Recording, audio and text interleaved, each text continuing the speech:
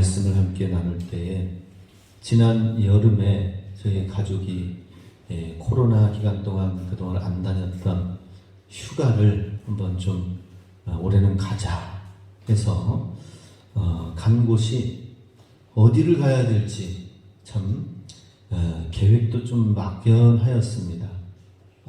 그런데 하나님께서 발걸음을 인도해 주신 곳은 전라도 신안 문중경 전도사님이 있는 그 순교자의 발걸음이 있는 곳에 가보자라고 하였습니다. 그리고 그곳에 그 임자도라는 곳에 제 동기 목사님이 목회를 하고 있어서 같이 또 교제도 하면서 휴가 기간을 보냈는데 휴가 기간 이번에 참 의미 있고 참 너무 좋았다라는 생각을 가졌습니다. 이유는 뭐냐면 분명히 우리 아이들과 같이 함께 온 가족이 갔는데 특별히 논 게 없어요. 논 게 특별히 없었고 바닷가에서 뭐 해수욕장을 한 것도 아닌데 일단은 문중경 전사님 순교자 기념관에 갔습니다. 가장 먼저 저는 이제 다녀왔었는데 우리 아이들과 함께 가기는 처음이죠. 순교자 기념관에 갔을 때 아이들이 좀 재미없어 하지 않을까 이런 생각도 가졌습니다. 왜냐하면 그냥 딱딱하게 사진과 글들이 있고 해서 좀 좋은 분위기도 아니고 순교의 어떤 내용들이 있는데 우리 아이들이 어떻게 좀 내용을 볼만할까 했는데 저보다 오히려 더 아이들이 글자 하나하나를 더 세심하게 읽고 또 그 의미를 알고서는 또 거기 문중경 전도사님이 그 모래 뻘길을 건너고 하면서 다니면서 복음을 곳곳의 섬에 다녔던 그 길을 재현한 곳이 있거든요. 그곳에서 또 사진도 찍고 또 그 순교자들의 여러 사진들 가운데서도 같이 사진도 찍으면서 우리 아이들이 그래도 육적으로 또 영적으로 또 조금씩은 성장한 시간들을 가졌구나 하는 생각을 가질 수 있었습니다. 그래서 참 은혜를 받고 참 기분 좋은 출발을 하게 되었죠. 근데 신안 섬에 가서 보니까 다른 어떤 것보다는 이제 또 소금에 관해서 많이 이야기가 나오는 거예요. 염전 앞바다가 있고 그 소금 박물관에 들어갔습니다. 좀 재미난 거 있어 아이들을 위해서 재미난 거 해야 되는데 박물관 기념관에 박물관 괜찮을까 했는데 얼마나 우리 아이들이 또 내용 하나하나를 보면서 또 학습을 또 하고 그러는지 또 저는 이제 거기에다가 소금 박물관 하니까 그냥 소금이 어떻게 만들어지는지 어떤 종류가 있는지 유래라든지 이런 걸 소개하는 그것으로만 끝나는 것이 아니라 우리가 빛과 소금이 되라라고 성경에서 말씀하셨는데 소금을 진짜 알아야 되겠다 해서 하나하나 연구하면서 보면서 이렇게 나아갔습니다. 근데 우리 아이들도 같이 거기에 보조를 맞춰서 하나하나 보면서 나아가서 예전 같으면은 대충 훑어보고 그냥 갈 수밖에 없는 그 무리들 가운데 이제 지어서 가는 그런 시간들이었다면 그런 어떤 영적인 시간들, 깨닫는 시간들이 있다 보니까 나머지 시간들이 그냥 즐거운 거예요. 아이들과 함께 하면서 다니는 시간들이 즐거웠습니다. 또 거기에다 이제 거기 목사님과 부부와 같이 교제하면서 또 하나님께서 또 회복과 은혜를 또 주고 그런 시간을 가졌습니다. 그러면서 여전히 이 여름날의 휴가지만은 휴가가 아니라 진짜 이 순교자적인 삶이 무엇인가 또 생각하게 하면서 마음에 깊이 남겨진 시간들인데 오늘 순교자 기념주일이다 하는 것이죠. 우리 성결교단 내에서도 일제시대 그리고 공산권이 쳐들어와서 전쟁을 일으키고 난 이후에 얼마나 많은 학살들이 있었는지 동일하게 순교자의 발걸음들이 많이 있습니다. 거기에는 하립교회 임광호 전도사님이 교회를 건축 중이다가 적들이 쳐들어왔죠. 그런데도 불구하고 교회를 지키겠다고 하면서 목숨을 버린 전도사님 이야기도 있고, 또 임자 진리교회에는 또 이판일 장로님과 많은 그 교회 일가족이 엄청나게 교회 성도들이 함께 순교당하는 일도 있었습니다. 충남에는 강경교회가 그렇고 병촌교회 곳곳에 순교자 교회 성도들이 있습니다. 병촌교회 같은 경우는 66명의 성도가 한꺼번에 무참하게 살해되고 순교를 당하게 되었는데, 그러한 어려운 교회의 위기 가운데에 놓여진 상황이기도 하였죠. 근데 오늘날 병촌교회 가면은 교회가 순교자 기념관을 크게 잘 지어놓고, 교회가 또 부흥하여서 시골교회인데 200명이 넘게 교회가 성장해가지고 오늘날 그 자녀들이 건축하는 일에도 모든 마음을 합해서 열심히 해서 교회를 아름답게 짓고 그런 모습을 보게 됩니다. 그랬을 때에 순교하면은 그건 뭐 이제 망하는 일이 아닌가 이런 생각을 갖게 되죠. 근데 오히려 그 후손들이 또 교회가 건강하게 성장하고 열매를 맺어나가는 것을 보게 됩니다. 오늘날에도 우리 하나님의 복음이 이 땅끝까지 복음이 증거되어지면서 이 중동에 있던 이 가나안 땅에 있던 하나님의 신앙, 믿음이 어떻게 온 세계 유럽을 복음으로 정복하고 미국과 또 우리 대한민국에 와서 동남아 일대까지 선교하는 데 있어서 어떻게 이러한 일이 있을 수 있는가 하는 것이죠. 그것은 순교자의 거룩한 피에 씨앗이 심겨진 것이 열매를 맺은 것이다 하는 것입니다. 그것은 누구도 부인할 수가 없는 것입니다. 반드시 희생과 순교의 위에 하나님은 그것을 이 땅 가운데에서 멸망이나 불행한 것으로 끝나게 하지 아니하시고 반드시 순교자의 피를 받으시고 순교의 그 희생을 기억하면서 하나님이 열매 맺게 하신다 하는 것입니다. 그러니 우리 정말 하나님의 진정한 축복을 누리려면은 순교자적인 신앙을 우리가 가져야 된다 하는 것이죠. 오늘 본문 히브리서 11장 33절에서 40절까지 읽은 내용은 순교자들이 어떻게 죽음을 두려워하지 아니하고 하나님 앞에서 믿음으로 복음으로 승리하였는가 하는 것을 보여주고 있습니다. 33절 같이 있습니다. 그들은 믿음으로 나라들을 이기기도 하며 의를 행하기도 하며 약속을 받기도 하며 사자들의 입을 막기도 하며. 자, 이 모든 이기는 일에 있어서 공통적인 특징을 얘기하는데 그들은 믿음으로라고 했습니다. 믿음에 의하여 믿음을 통하여서 이 모든 것을 이기고 승리하였다라고 하는 것이죠. 순교자들의 공통적인 특징은 믿음이다 하는 것입니다. 믿음을 삶의 수단과 방편, 목적으로 행하였다 하는 것입니다. 모든 일을 믿음으로 하였어요. 믿음을 가지고 하나님을 향한 믿음으로 나아갔다 하는 것입니다.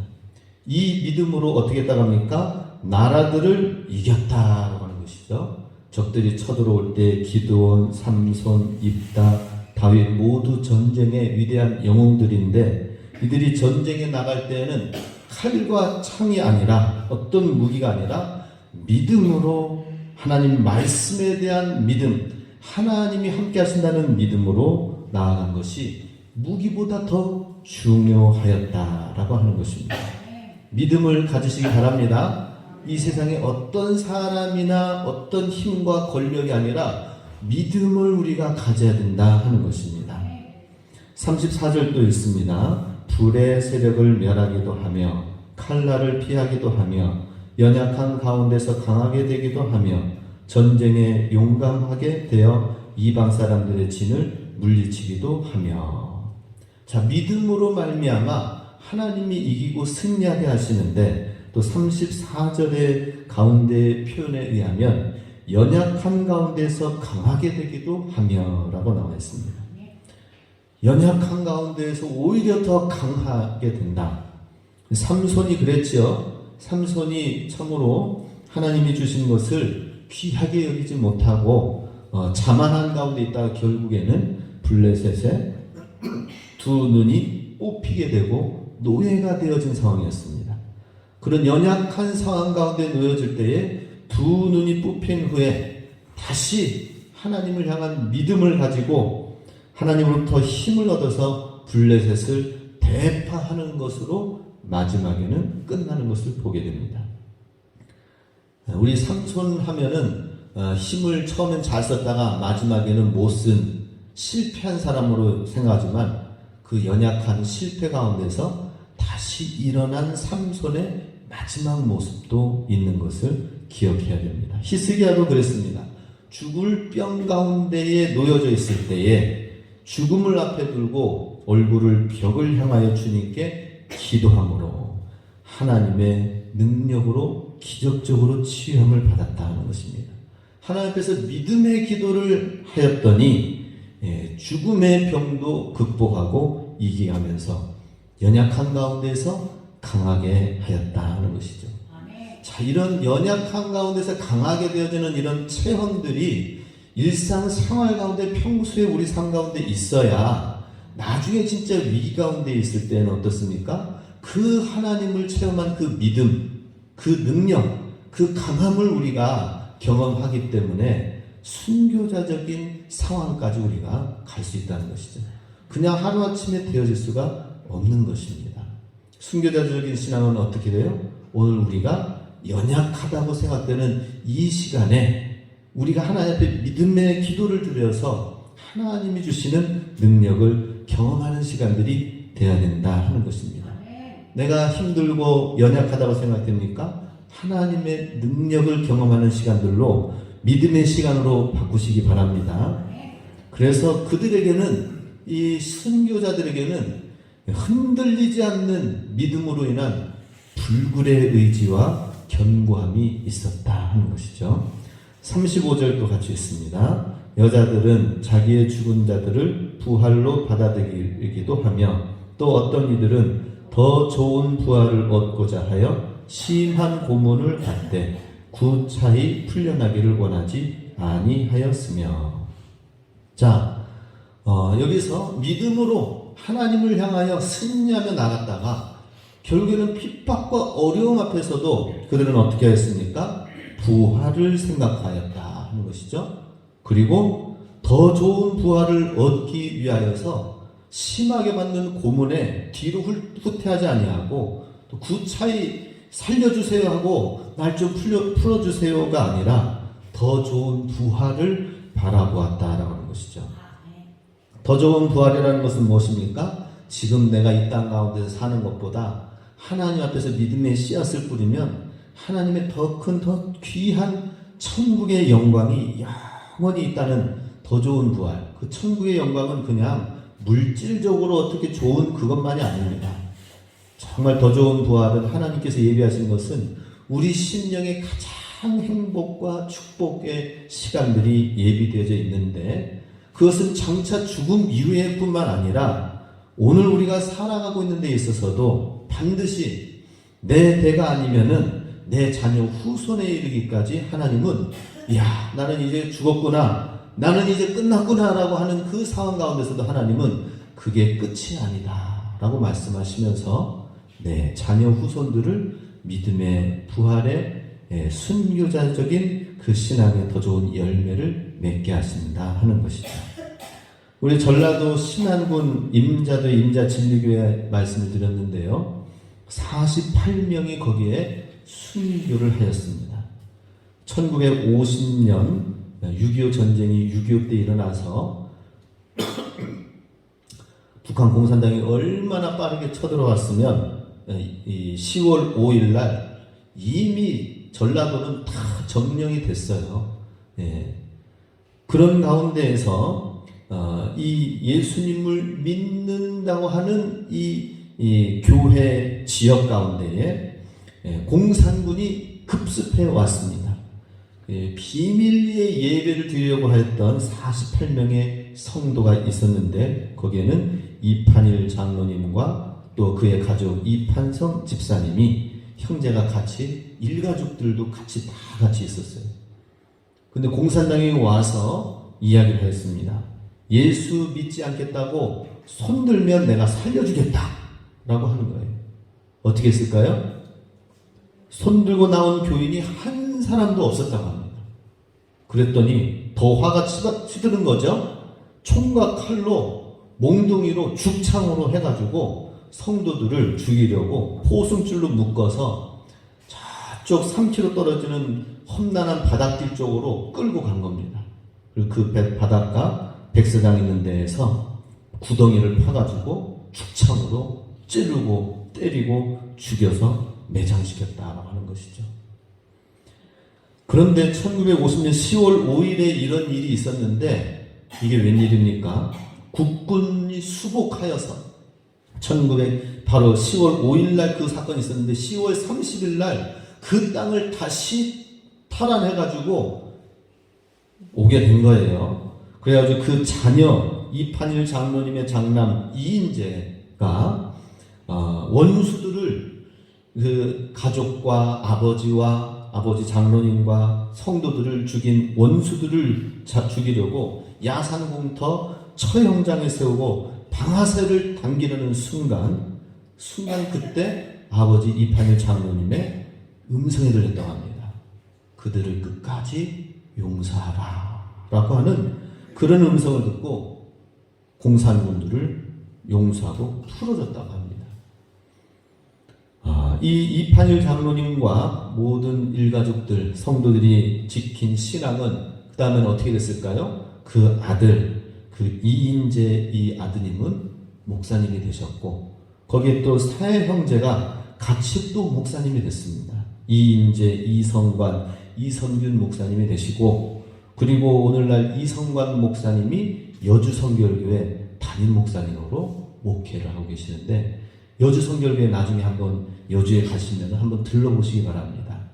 여주성결교회가 얼마나 크게 부흥해서 사명을 감당하는지 순교자의 그 씨앗의 열매는 그냥 사라지고 없어지는 것이 아니라 이렇게 하나님이 축복해 주시고 능력을 허락하시는 거라는 것을 보게 됩니다.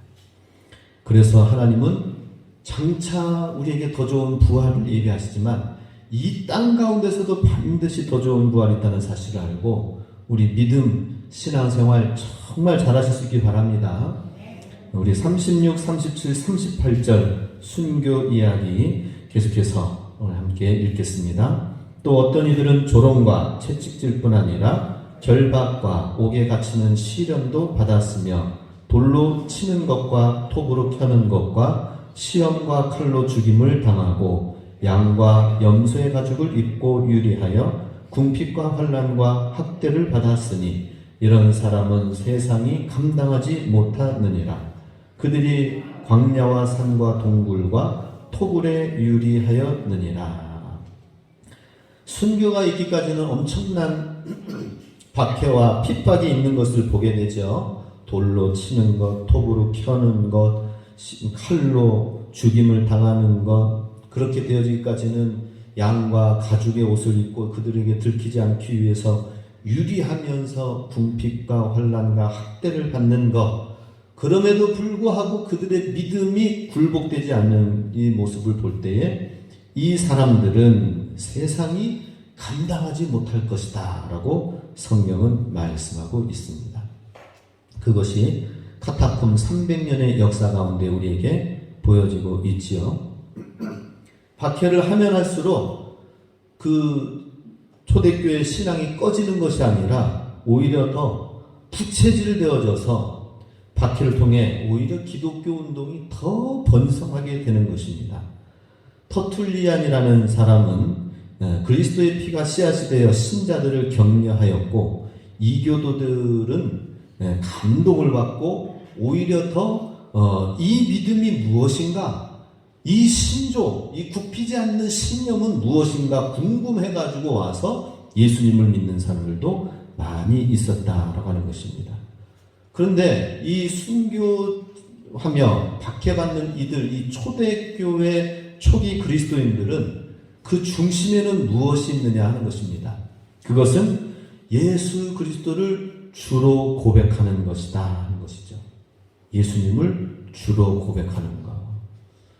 어떤 선택을 당하다 하더라도, 어떤 대가를 치른다 하더라도 예수님과 바꾸지 않고 예수님을 따르기로 선택하는 것, 이것이 초기 그리스도인들의 신앙 고백이다 하는 것입니다. 예수님께서도 미리 말씀하셨습니다. 제자들에게 가르치셨죠. 마태복음 5장 11절 12절 산상수훈에서 말씀하셨습니다. 나로 말미암아 너희를 욕하고 박해하고 거짓으로 너희를 거슬러 모든 악한 말을 할 때에는 너희에게 복이 있나니 라고 말씀하셨어요. 예수님이 이미 공생의 기간 동안에 예수님의 제자들을 향하여서 말씀하신 것이 떠올랐습니다. 너희들이 욕을 받고 박해를 당하느냐? 너희들이 악한 말로 인하여 고난을 당하느냐? 그건 너희에게 복이 되는 것이다 라고 말씀하셨습니다. 사도 바울도 동시대 그리스도인들에게 박해를 제자들이 예수님의 제자라면 반드시 받는 필수 요소라고 이야기하였습니다. 디모데후서 3장 12절에 무릇 그리스도 예수 안에서 경건하게 살고자 하는 자는 박해, 핍박을 받으리라 라고 했습니다. 하나님을 진실하게 믿고 따른다면 거기에는 박해와 어려움이 따르게 마련이다. 이것을 두려워하지 말라라고 한 것이죠. 그리고 그리스도의 고난은, 자기 자신이 받는 고난은 예수님의 십자가 고난을 완성시키는 것이다 라고 바울은 고백하였습니다. 골로새서 1장 24절 같이 있습니다. 나는 이제 너희를 위하여 받는 괴로움을 기뻐하고 그리스도의 남은 고난을 그의 몸된 교회를 위하여 내 육체에 채우노라. 초대교회 성도들이 그냥 핍박을 받는 데 있어서 어떤 근거가 있기 때문에 이겨내고 부인하지 아니하고 나아갔겠죠? 그것은 무엇입니까? 내가 지금 받는 고난은 예수 그리스도의 남은 고난, 그의 몸된 교회를 위한 것이다 라고 생각을 여겼습니다. 이것은 예수님의 고난에 내가 동참하는 것이다. 나는 예수 그리스도와 함께 하나가 되어지는 시간들이다 라고 한 것이죠. 그래서 사도 바울은 또 갈라디아서 2장 19, 20절 이렇게 고백했죠. 내가 그리스도와 함께 십자가에 못 박혔나니 그런즉 이제는 내가 사는 것이 아니요 오직 내 안에 그리스도께서 사시는 것이라. 예수님과 함께 하나가 되어지는 것뿐만 아니라 이제 십자가에 못 박히는 자에게는 내 안에 그리스도께서 사신다라는 고백을 한 것입니다.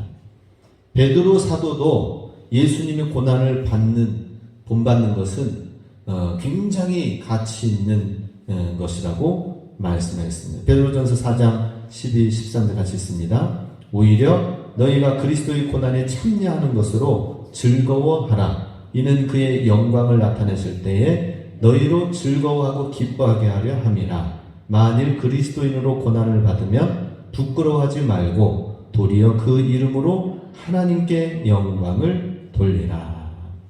각 사도들이 다 이렇게 예수님도 그렇고 예수님을 따르면서 가르치는 모든 지도자들도 복음으로 인한 고난을 부끄러워하지 말라. 오히려 즐거워하라라고 하였어요.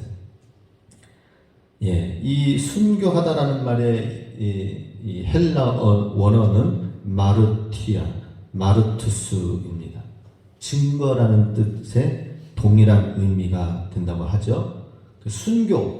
순교는 증거, 증이 되는 것이다 라고 하는 것입니다. 같은 뜻입니다. 내가 예수 그리스도가 진짜 주님이시다라는 것을 증거하는 그 자체가 곧 순교다라고 얘기하는 것이죠.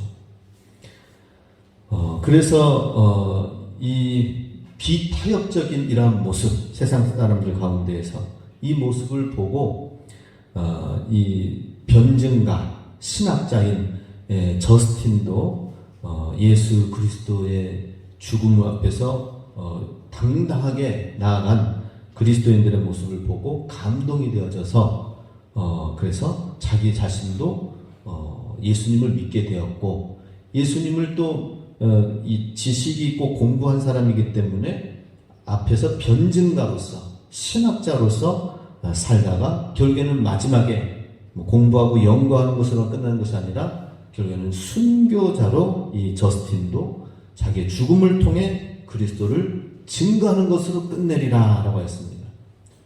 예수님을 믿는 것으로 결단하고 예수님을 증거하고 변호하고 변증가가 되어서 이방세상 가운데에서 예수님을 믿는 것이 무엇인가, 유대인들의 이 차이, 영지주와의 차이가 무엇인지 연구를 열심히 해서 변증을 하고, 그 마지막의 삶은 어떻게 했다고요? 예수 그리스도를 향한 죽음으로, 순교로 그리스도를 증거하는 것을 마무리 지었다 하는 것입니다. 대단하죠? 예수님을 평소에 증거하고 연구하고 알리고 나타내다가 마지막에는 순교로 예수님을 증거하는 것을 마무리 지었다 하는 것이죠. 이야, 어떻게 이렇게 살 수 있을까? 우리도 어떤 자세를 가져야 됩니까? 지금 우리가 살아가고 있는 하루하루의 삶 속에서도 예수님을 연구하고 말씀을 알고 그 깨달은 말씀을 전하고 전파하다가 마지막의 모습은 정말 예수님을 믿는 존귀한 사람으로 많은 사람들한테 증거를 남기고 우리도 주님 앞에 나가야 될 줄로 믿습니다. 그래서 그리스도인들은 고문당하고 순교하는 그 상황 속에서 늘 공통적으로 고백한 것이 있습니다. 예수님을 부인하라라고 하는 그 말에서 공통적으로 한 얘기는 나는 그리스도인입니다 라고 하는 거예요. 나는 예수님의 사람입니다 라고 고백합니다. 나는 황제 로마의 사람도 아니고 그 누구도 아닙니다. 나는 누구누구 한 개인 이름 대가지고 나는 누구가도 아니고 나는 그리스도인입니다. 그럴 때는 나는 부인할 수가 없습니다. 내가 죽더라도 나는 그리스도를 존귀히 여기는 것으로 그 외에 변개할 수가 없습니다 라고 하는 것이죠. 자, 로마가 그러면 이렇게 그리스도인들을 왜 그렇게 핍박을 하였는가 하는 것입니다. 핍박하고 괴롭힌 데에는 영적으로 사탄이 시기하기 때문에 본질적으로 예수님을 믿는 자들을 미워하고 공경에 처하고 죽이게 하는 것이 사탄의 본성이라 하지만은 로마 제국 내에서 그리스도인들을 박해한 이유가 있다고 합니다. 그것은 첫 번째, 순교의 기쁨이 주는 위로가 이 그리스도인들 가운데 있었다라고 하는 것이죠. 이교들이 볼 때, 로마 사람들이 볼 때 기독교는 굉장히 위협적인 외래 종교로 보여졌습니다. 예수님을 믿는 기독교 신앙이 이상한 미신처럼 위협되어지는 것으로 느껴졌어요. 그 이유는 뭐냐면 기독교의 애찬식이 있습니다. 같이 모여서 형제 자매와 함께 나누고 음식을 나누는 걸 애찬식인데, 그들이 이제 애찬식을 이제 초대교회 성도들이 가졌어요. 이유는 뭐냐면 워낙 먹고 싶어도 먹지 못하는 가난한 사람들이 있었기 때문에 그때 당시에 오면은 그들을 챙겨주려고 하는 그런 애찬식이 있었어요. 그런데 그거를 갖다가 빵과 포도주를 놓고 또 여러 가지 이 애찬을 하는 것을 갖다가 주신제라고 하면서 오해를 하고, 성찬식, 예수님의 피와 주님의 살을 먹는다 해가지고 식인풍습이다라고 오해를 하는 것입니다. 그리고 그들이 서로 모여서 형제님, 자매님 하면서 우리는 서로 당신을 형제님을 사랑합니다, 자매님을 사랑합니다라고 했더니 이거는 형제 자매 간에 서로 사랑한다고 하니까 이건 근친상간 종교구나 이렇게 된 거예요. 그러니 얼마나 많은 이상한 오해를 받았습니까? 그런데 이러한 위협과 미신과 오해를 받는 가운데서도 이 초대교회 성도들은 예수님을 본받는 것을 가장 강렬하게 열망을 받았고, 또 자기 자신이 순교자로 죽는다 하더라도 내가 순교자 호칭을 받는다면 이 모든 영광을 그리스도께 돌려드립니다. 이것이 그들의 기쁨이 되었다라고 하는 것입니다. 그리고 오히려 자기 자신을 죽이는 자들을 향하여서 잔인하게 대했던 사람들을 향하여서 그들을 위하여 오히려 기도를 하는 것입니다. 기도. 당신도 지금 알지 못해서 이렇게 핍박하고 예수님을 대적하는데 나는 당신을 위해서, 당신의 영혼을 위해서 기도합니다 라고 하는 거예요. 이들에게는 순교의 기쁨이 있었고 순교의 위로가 있었다라고 하는 것입니다. 두 번째로 로마 제국이 그리스도인들을 박해하는 이유 가운데는 승리의 날이 밝았다. 즉 그들의 로마 사회에 살아가는 삶의 방식이 너무나도 달랐습니다.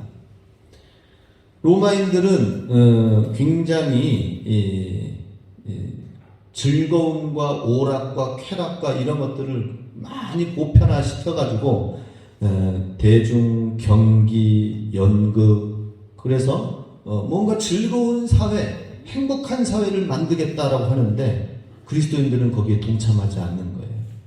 세상 쾌락이다라고 생각을 하였고 오히려 천국 시민으로 살면서 이 세상에 사는 것이 전부가 다 아니고 그리고 유일한 것이 아니다. 가장 중요한 삶은 바로 주님의 재림을 대비해야 되는 삶이다 라고 하는 것이죠.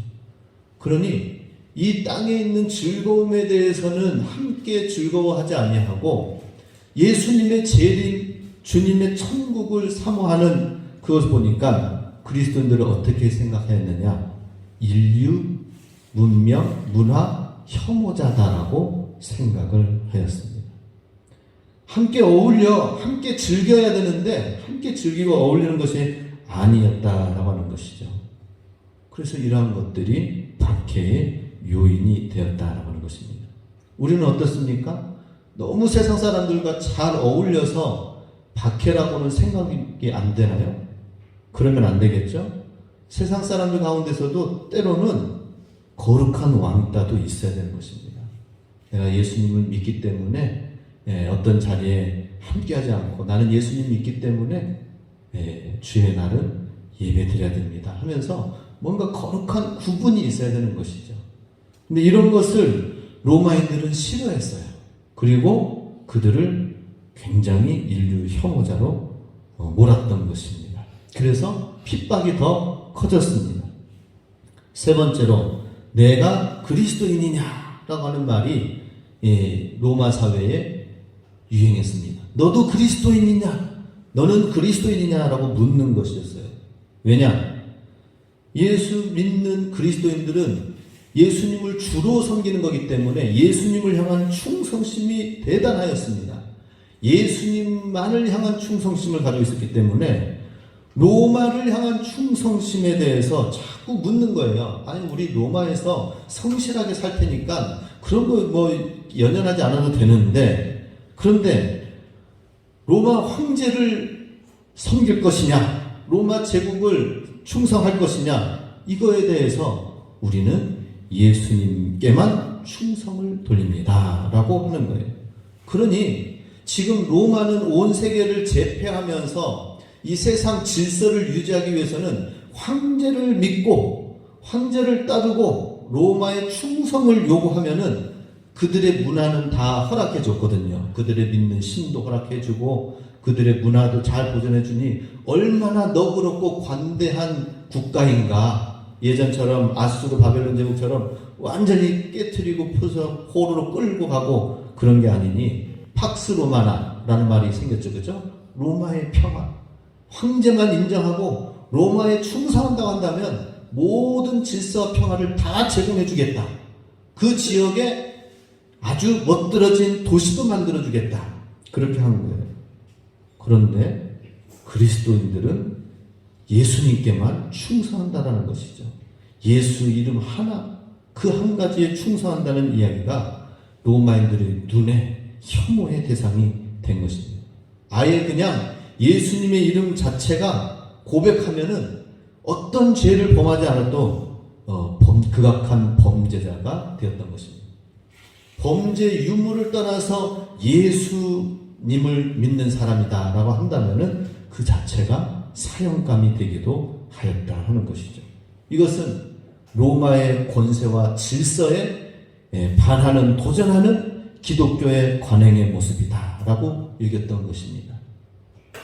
그래서 더더욱 이런 어려운 문제가 있었습니다. 그런 위기 상황 속에서 너는 그리스도이냐라고 했을 때, 예, 저는 예수님을 믿습니다. 이 말 한마디가 엄청난 손해와 위협을 가져온다라고 하는 것이죠. 우리는 어떻습니까? 이 세상에 살아가면서 나는 예수 그리스도를 믿는 주님의 자녀입니다. 나는 그리스도인입니다. 이런 고백을 위험이 있지 않아요. 초대교회 당시처럼 위험과 핍박이 있지 않아요. 그런데도 우리는 부끄러워하고 나타내기를 꺼려하는 일은 하지 않습니까? 우리도 돌아볼 수 있기 원합니다. 네 번째, 마지막으로 신들의 파괴자다라고 하는 거예요. 로마는 지금 황제만 인정하면 다른 신들 다 인정해주고 다 잘 섬기도록 해서 종교 다원주의를 표방하였습니다. 그런데 초대교회 성도들은 예수님만이 유일한 구원자가 되십니다 라고 하는 거예요. 예수님 외에는 그 누구에게도 하나님께 이를 수 없고 구원이 없습니다 라고 하니까 다른 종교를 인정하지 않는다라는 이런 도전에 로마 사회 질서를 깨트리는 종교다. 그들의 배타성, 그들의 진리에 대한 독선적인 모습, 그걸 놓고 로마 제국 종교 철학의 심장을 손상시키는 세력이다 해서 핍박을 하였던 것입니다. 아무튼 가지가지 이유들과 원인들이 그 합리성을 스스로 만들어가지고 괴롭히는데 너무나도 어처구니 없는 일들이 있습니다. 오늘날에는 이 정도로 핍박과 순교하는 데 있어서 말도 안 되는, 예수 이름만 대도 핍박자요, 그리고 또 순교자요, 범죄자로 몰리지는 않지요. 우리가 살고 있는 시대는 그렇습니다. 그런데 지구 반대편 전체 세계 뉴스를 우리가 잘 들어야 될 이유는 무엇입니까? 사실 2000년 한 해 연구한 내용이 있습니다. 2000년, 새로운 밀레니엄이 돼서 2000년에 한 해에 그리스도인으로서 순교했다고 하는 사람의 숫자를 기록을 세어보니까 16만 명이 되었다고 합니다. 지구상에. 여전히 지구 반대편에서는 예수님의 이름 때문에, 예수님 믿는 신앙 때문에 쫓김을 당하고 죽임을 당하고 순교당하는 사람들이 16만 명 한 해에 그 정도 있었다고 하는데, 오늘날 한 해 한 해 다 조사하지 못합니다.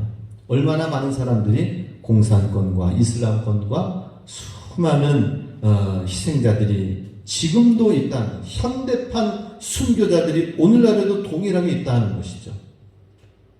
북한이 지금 쳐들어오면은 어떻습니까? 우리나라도 대한민국 가운데서 그냥 경제 자유를 누리지 못하는 것만 있는 것이 아니라 신앙을 믿는 사람들은 완전히 이제는 순교자의 길로 가느냐 배교자로 가느냐, 그 갈림길에 설 수밖에 없습니다. 북한이 지금 현재 그런 상황이고요. 그래 우리 낙관할 수가 없죠. 지금은 참 좋은 세월이야 라고 생각할지 모르지만 현대판 순교자들이 오늘날에도 많이 있다라고 하는 것이죠. 그럴 때 우리가 항상 기억해야 될 것은 초기 그리스도인들이 예수님께 얼마나 신실하게 주님을 믿고 따랐는가 하는 것입니다. 그것은 오늘 우리 일상생활 가운데에서 우리의 삶에서 예수 그리스도의 십자가로 못 박혀 나는 죽고 예수님만 높아지고자 하는 삶을 우리가 살 때에 순교자적인 그 발걸음을 우리도 본받아서 갈 수가 있다 하는 것입니다. 날마다 우리 십자가를 우리도 지시기 바랍니다. 날마다 주님 십자가, 주님을 향한 믿음, 소망을 가지고 우리가 하는 일에 아시시의 프란체스코가 이렇게 얘기했다고 합니다.